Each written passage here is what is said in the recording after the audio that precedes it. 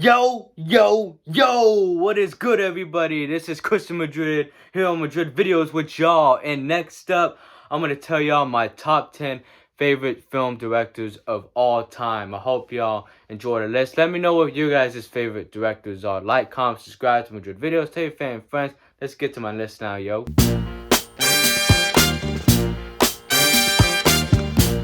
Alright, y'all. At number 10, I got Paul Thomas Anderson. He has many great movies like Licorice Pizza, The Master, Magnolia, There Will Be Blood, and my favorite, Boogie Nights. The one thing that I love about Paul Thomas Anderson, and there's many, but the one thing that I love is that he always has a good cast in his movies. You know, he's got actors like Daniel Day-Lewis, Mark Wahlberg, Philip Seymour Hoffman, Joaquin Phoenix, you know, in his movies, you know, and that's just really cool to see. And also the visuals, you know, the techniques he uses to direct a film, and also the fact that he writes his films is what makes him a great film director, and that's why I have him as number 10. At number 9, I got Brian De Palma. He has many great films like The Untouchables, Casualties of War, Carlito's Way, Carrie, Blowout, and my favorite, Scarface. And the main thing that I love about Brian De Palma's films is that each of his films, for the most part, are in a different kind of genre. Or if he makes a film in the same genre, he makes them in a different way. Like Scarface and Untouchables, they're both gangster films, but he makes those films two different kinds of ways. Scarface more of the biopic kind of type one, and Untouchables more of like a straightforward, you know, gangster, you know, cop chase gangster narrative, you know. And that's what I love about Brian De Palma, you know, and he made, you know, horror films like Carrie and war films like Casualties of War. You know, he can branch out and make a film in pretty much any genre, and that's why I have him at my number 9 pick. At number 8, I got David Fincher.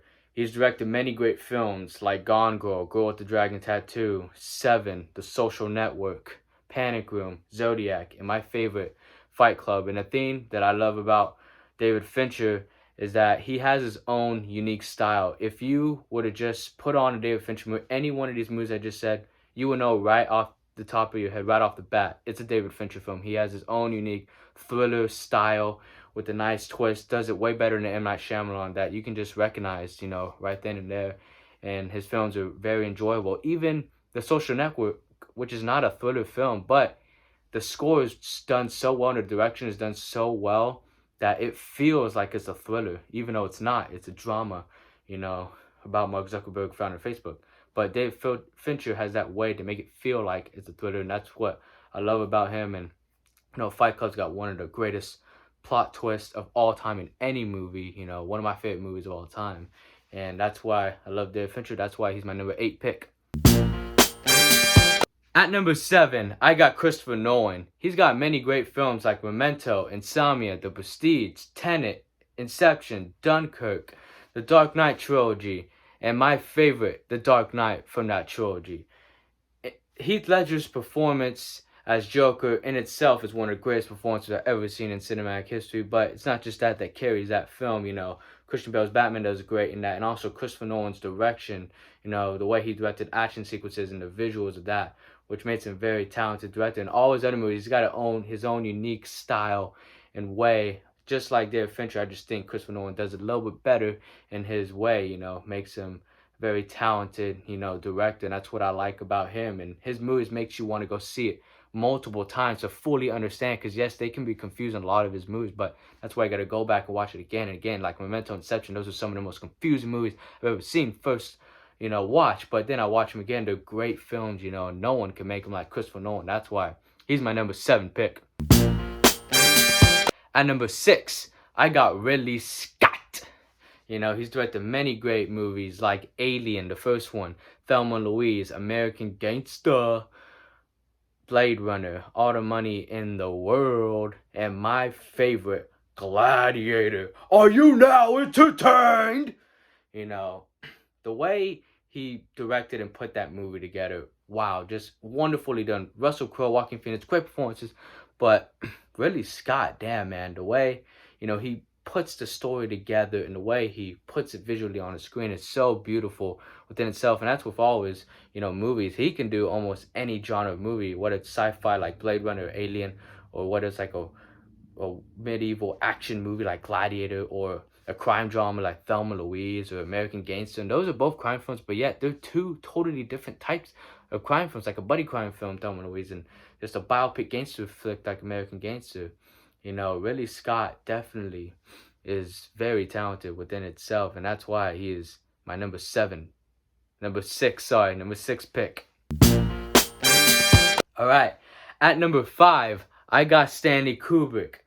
Man, Stanley Kubrick, if he just had more movies, he'd probably be number 2 or 1 if he had more movies. But since he doesn't have as much movies as some of my other favorite film directors, but he's directed many great films like A Clockwork Orange, Full Metal Jacket, Eyes Wide Shut, 2001: A Space Odyssey, Lolita, Doctor Strangelove, and my favorite, The Shining. Out of any director on this sister ever, Stanley Kubrick, without a doubt, directs a movie the best visually. Just looking at it, looks like a fucking painting, you know.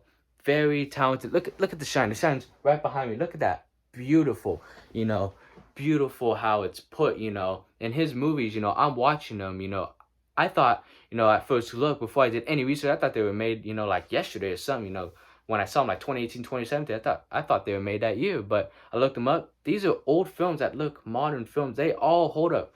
Most of Kubrick's movies, they all hold up. You might not like it the first time. Like Clockwork Orange, I thought the shit was disgusting the first time. But then I watched it again and I was like, visually, this is a fucking masterpiece. Storytelling, there ain't no stories like this, in film. It's a weird film. It is not for everybody. But if you can appreciate the film and authenticity that went into that film, in cinema, that is a fucking masterpiece. The way, he shot, the most violent parts of the movies to make it comical. No other director could have pulled it off but Kubrick, and that's a movie they can't make today for certain reasons, But Kubrick did it back in the 70s, and I don't know how the hell he did that with all the other shit going on then, but he did, and he made a fucking masterpiece. It's like all his other movies, and The Shining, Here's Johnny, one of my favorite films, by Kubrick. Every shot is just so beautiful, and then the story, how he put it together. He writes, edits, produces, he does everything involved in the film other than stars in it, and that's why he's my number 5 pick. At number 4, I got Oliver Stone. He's directed many great films like Natural Born Killers, Wall Street, JFK, Nixon, Born on the 4th of July, Any Given Sunday, The Doors, Snowden, and my favorite, Platoon. Oliver Stone started out just as a screenwriter, for films like Midnight Express and Scarface, but that showed how much potential he has because, he is a very talented director. One of the first films he directed, Platoon, was a Best Picture winner. And it definitely won that for a very good reason. And that showed from his own personal experiences in Vietnam, because before he became a film director, he was a Vietnam fighter, definitely a war hero and a movie hero, whatever kind of hero you want to call it, Oliver Stone. And what I like about him is, his way to, make history into what he wants in his own, in his films, is very talented within himself, and he can make different films of different genres, like Natural Born Killers, one of the most bloodiest, violent movies I've ever seen, and also pretty funny, to war movies like Born on the 4th of July and Platoon, and, presidential films like JFK and Nixon. Man, he can direct anything he wants. He can direct me taking a shit, probably, and that's why he is my number 4 pick. At number 3, I got Steven Spielberg. Man, dude, he's directed a shit ton of movies, from E.T. to Jurassic Park, to Jaws, to Indiana Jones, to Schindler's List, to Ready Player One, to Lincoln, to War of the Worlds, to Minority Report, to Close Encounters of the Third Kind, and my favorite, Saving Private Ryan. Man, dude, Steven Spielberg, he can direct anything, dude. Like I said with, Oliver Stone, Stanley Kubrick, Steven Spielberg has mastered it, and he has so many films, so many great ones too. Catch Me If You Can, almost forgot to mention that, one of my favorites too. Steven Spielberg has lots of longevity, and widespread, acclaim. He's probably the most popular director in this list, and it's for a good reason, and it influenced definitely on almost any director that's come ever since. Steven Spielberg, he can make, films for kids, like E.T. and Jurassic Park, and then he can make films for adults, like Saving Private Ryan and Schindler's List, you know. But he makes films for everybody, you know, to love and enjoy, and that's what I love about Steven Spielberg, and that's why he's my number 3 pick. 3. At number 2, I got Quentin Tarantino. I got Quentin Tarantino number 2. He has his own unique style, and he has mastered it, you know, his own unique style. No one has a style like this but Quentin. You know, once you put it on, you know it's a Quentin Tarantino movie. He's directed wonderfully great films like Reservoir Dogs, Inglourious Bastards, Django Unchained, The Kill Bills, Death Proof, The Hateful Eight, Once Upon a Time in Hollywood, Django Unchained, and my favorite movie of all time, not only Quentin Tarantino, Pulp Fiction! Pulp Fiction, you know, the way he writes his movies, he also writes it, not only directs it, but writes it, you know, is very talented within itself. You know, Pulp Fiction is the greatest screenplay ever written, you know, and there's no doubt about that, you know. You know, the way he writes it, the dialogue, you know, the characters he creates are so interesting. You want to come back and watch the movies over and over and over again. And that's what I love about Quentin Tarantino. That's why he's my number 2 pick. Alright, before I get to my number 1 pick, here are a few honorable mentions. David Lynch, he's got his own unique style that no one can replicate, and my favorite film by him is Blue Velvet. James Cameron, he's a big box office draw, and my favorite by him is Terminator 2. Francis Ford Coppola, he's directed many classics like Superman, The Godfather, my favorite, Apocalypse Now. Spike Lee, Do the Right Thing, my favorite film by him. He's very talented, you know, and he can direct anything. He's got a great diverse cast in all of his films, which makes him great. Alfred Hitchcock, I had to put The Master of Suspense here as an honorable mention at least. My favorite film by him is Psycho. And Darren Aronofsky, he has a very unusual and different approach in films that's very unique to me. And my favorite film by him is The Great Requiem for a Dream. Alright, y'all, for my number 1 pick, guess, who have I not said yet? It should be pretty obvious who's number 1. If you know me, you already know my number 1 pick. It is Martin Scorsese. You know, he has many great films, you know, starting from Taxi Driver, Raging Bull, Gangs of New York, Casino, Cape Fear, Mean Streets, King of Comedy, Color of Money, The Aviator, The Departed, Shutter Island, The Wolf of Wall Street, The Irishman. You know, many great films, and my favorite, Goodfellas. You know, Goodfellas, great film, you know, and he has many of his castmates, you know, return to his movies like Robert De Niro, Joe Pesci, Leonardo DiCaprio, frequent collaborators, and that's how you know you're a good director. When you got frequent collaborators in films, you know, like Tarantino, he's got Samuel Jackson, Harvey Keitel, Wes Anderson, you know, the honorable mentions got Bill Murray, Owen Wilson, Paul Thomas Anderson's got Philip Seymour Hoffman, Joaquin Phoenix, you know, Christopher Nolan. He's got, you know, Michael Caine. You know, just many of these directors on this list have frequent collaborators because they're that good. You know, that's how you know. And Martin Scorsese, he masters it. You know, he's got two of the greatest actors of all time returning in his films always, Leonardo and Robert De Niro. That's how you know you're great. They want to work with you, you know, work with no one else but you. You know, Martin Scorsese is the fucking GOAT of making films, you know. That is who is my biggest influence, you know, as an upcoming film director. You know, that's who I look to, you know, for inspiration. Any Martin Scorsese film.